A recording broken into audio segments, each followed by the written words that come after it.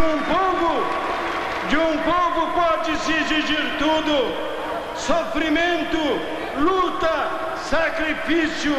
Só não pode se exigir deste povo é que ele renuncie à sua consciência civil.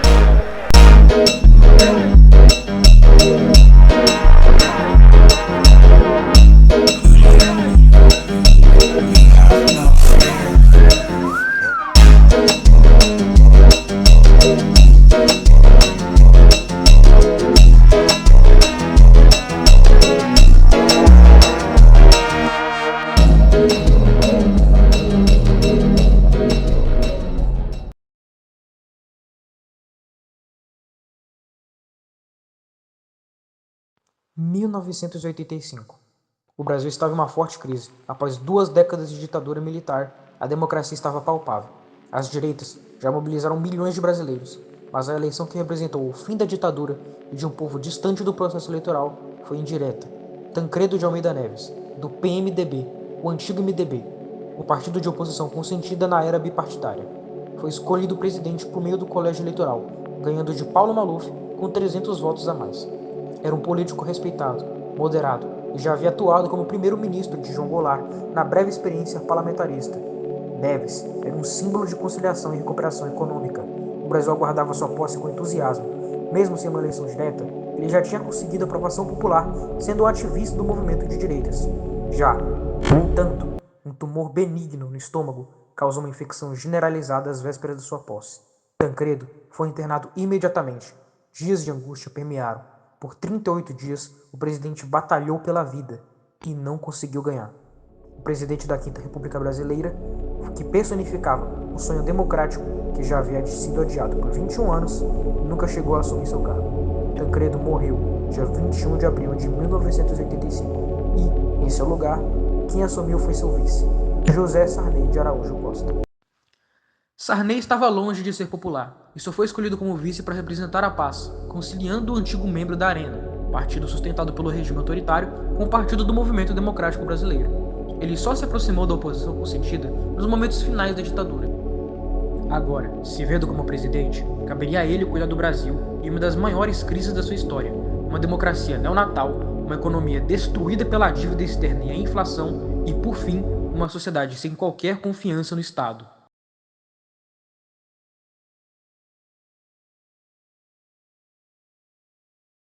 Foi na economia que Sarney enfrentou seus maiores desafios.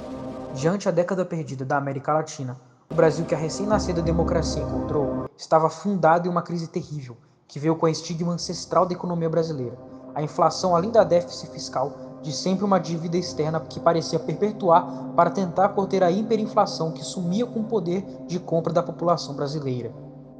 O governo de Sarney protocolou uma sequência de planos econômicos que marcaram mais que a Constituição de 88, famosos pelo rápido fracasso. O Plano Cruzado, de 1986, foi o primeiro e o mais emblemático de todos, ao substituir o cruzeiro, moeda implementada no governo de Da Costa e Silva, pelo cruzado e congelar preços e salários a partir de uma política de racionamento. Parecia ser uma solução imediata e eficiente para a inflação descontrolada. Durante alguns meses, a economia viveu um breve período de superávit e otimismo.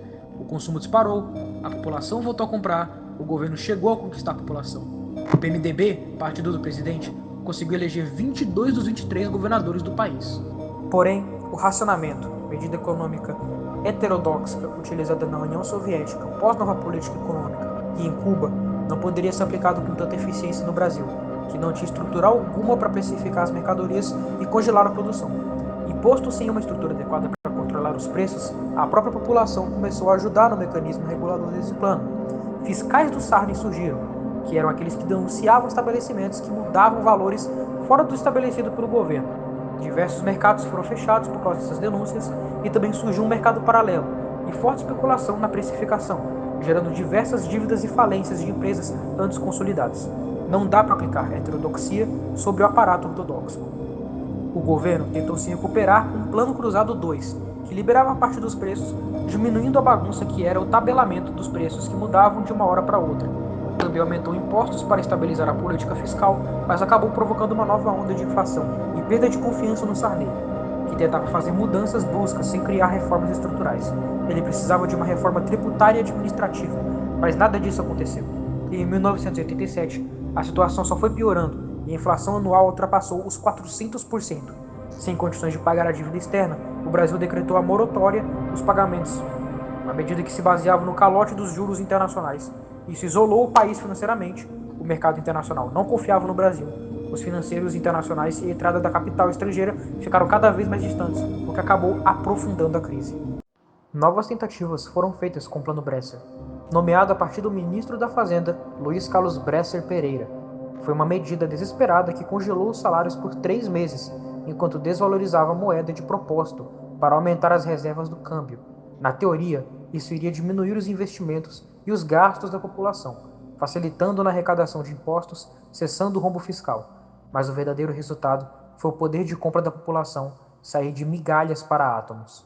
Por fim, chegou o Plano Verão, que introduziu o cruzado novo, repetiu os congelamentos de preço e salário e reformou a poupança. Não adiantou de nada. Sem conseguir controlar a escalada dos preços, o governo Sarney foi derrotado de forma patética no âmbito econômico. A hiperinflação já passava de 1000% ao ano. O dinheiro perdia o valor de minuto a minuto, o que tornava o dia a dia da população um desafio. Ninguém sabia o quanto seu dinheiro valia. Os comerciantes mudavam os preços da mercadoria várias vezes ao decorrer do dia. A insegurança econômica e alimentar já fazia parte da vida dos mais pobres, enquanto a classe média via sua capacidade de compra desaparecer. O primeiro ano do seu governo foi marcado pelo crescimento econômico do país. O PIB aumentou em 7,85%, com a agricultura expandido em 9,6% e a indústria em 8,3%. Com o Plano Real, o Brasil teve 3 meses de sossego. O consumo no varejo cresceu a 19% e a inflação caiu para 79%. No entanto, ao ignorar as reformas estruturais necessárias, o governo não conseguiu controlar o gasto público, nem estabilizar a economia. A inflação voltou com tudo.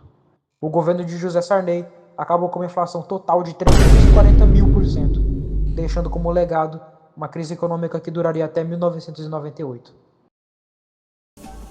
O governo Sarney ficou marcado por avanços políticos significativos no processo de redemocratização da pátria amada, com a sua obra capital sendo a convocação da Assembleia Nacional Constituinte de 87, liderada pelo seu colega de partido, Ulisses Guimarães.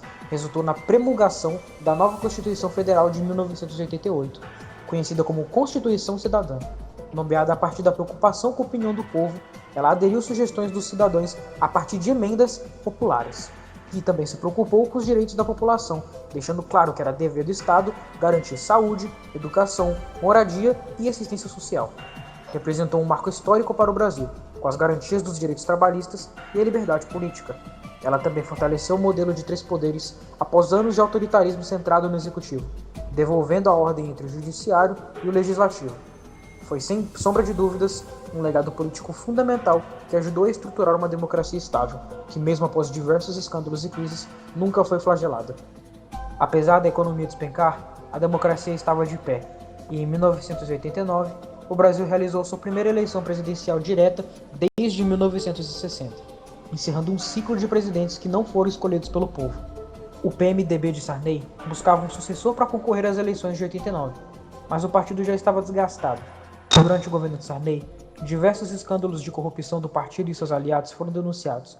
Houve a CPI da corrupção, que buscava entender a hipervalorização da construção da Ferrovia Norte-Sul, projeto mais caro do governo Sarney, que buscava ligar o Maranhão e Goiás. Também teve o escândalo de Orestes Quercia, governador de São Paulo pelo PMDB, que estava ligado ao rombo da corretora de Banespa. Não satisfeito com tantas denúncias que chegavam perto dele, o presidente ainda disse em uma polêmica entrevista que iria, abre aspas, governar com os amigos, dando prestígio a quem me prestigia, fecha aspas, manchando a imagem do sucessor escolhido, Ulisses Guimarães, que foi eleito pelo Centrão, formado principalmente pelo PMDB, ao cargo de líder da Assembleia Nacional Constituinte.